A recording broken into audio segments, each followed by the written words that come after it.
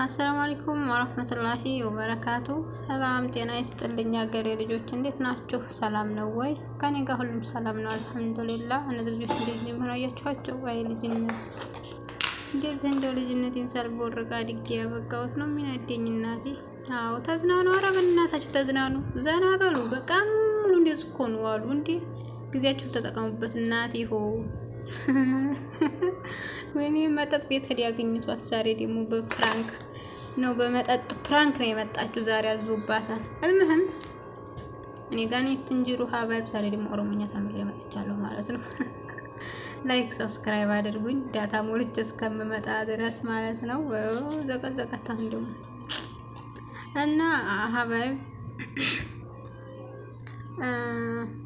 አመረባ ዳታ ነበረ ያው የሰው ወርቅ አያዴም ይባላል አይደለ?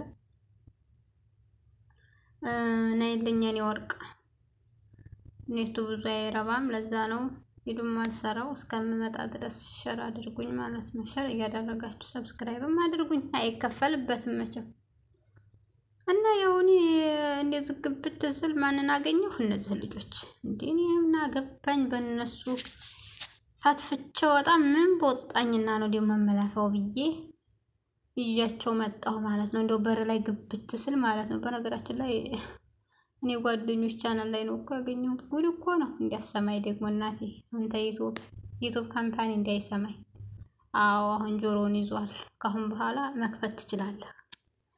እና ለማናቸውም ሰሞኑን ምንድነው አመት ባላለ ሰርጋላቸው ምናምን ሲሉ ነበር። በዛ የተነሳ ነው ፕራንኩ የቀጠለው ማለት ነው። ምክንያቱም በዛን ሰሞን አግባኝ አለችው። በቃ አግባኝ ሆይ እናቴ እኛ እኮ አፋውተን አግባን ከአግቡን ካላልናቸው እነሱ አግቡንም ብላ ቢሎ ለብሳ በአደባባይ አግባይ ብላ ጠየቀችው። እናቴ እንዲህ ነው።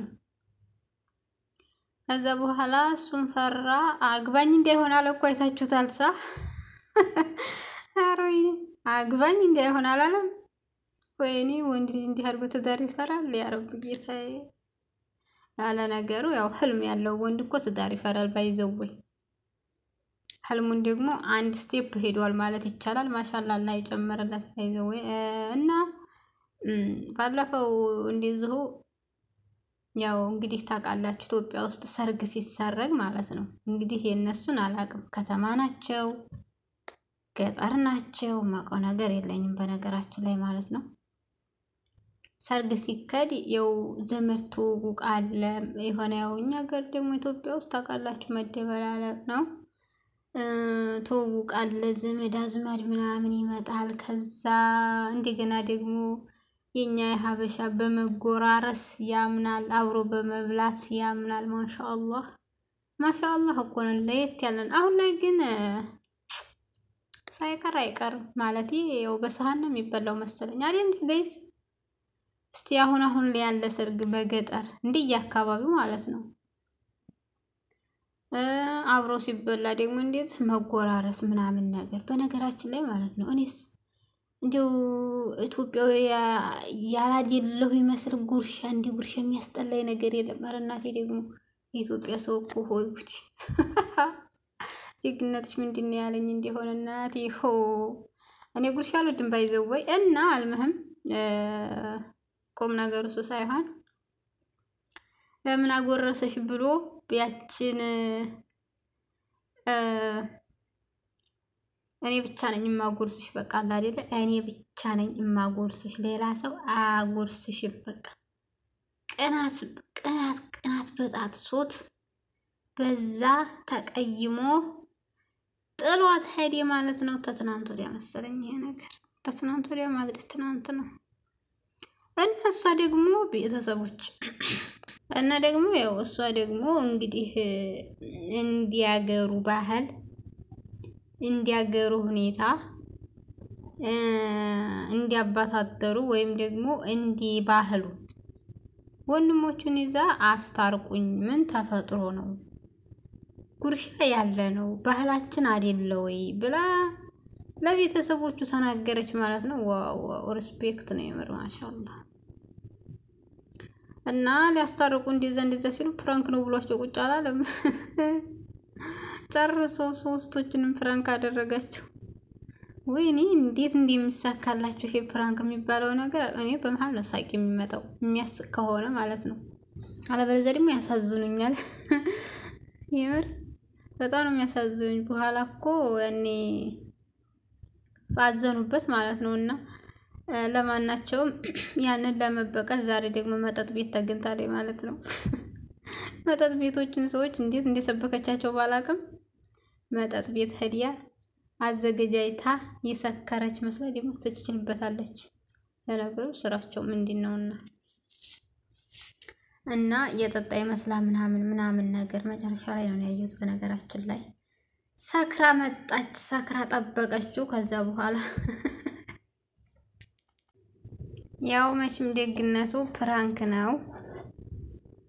ታይ ግን እያሳዘንሽ ነው በኔ ይብሳል አላት። የምር ምስኪና ዛገችው። አሪፍ ጎበዝ።